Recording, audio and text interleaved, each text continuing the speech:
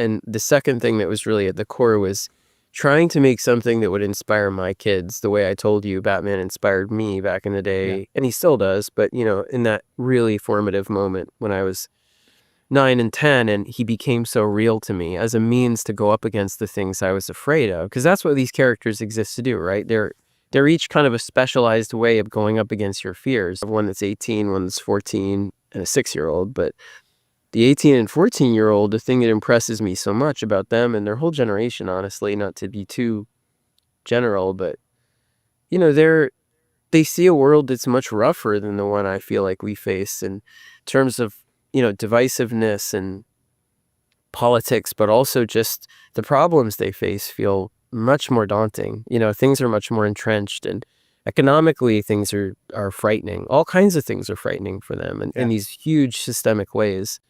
And yet, like, they are very determined not only to change the world, but to just not get beaten down by the state of things and the zeitgeist, and instead to refuse to accept things the way they are in the world such as we're handing it to them. Well, they've grown up with this fear of school shootings and mass shootings from kindergarten. And my son had an incident, who's 18 now, when he was in kindergarten, when they had a lockdown drill, and they didn't realize he was in the hallway getting water, and so he got locked out of the classroom, even though it was just a drill.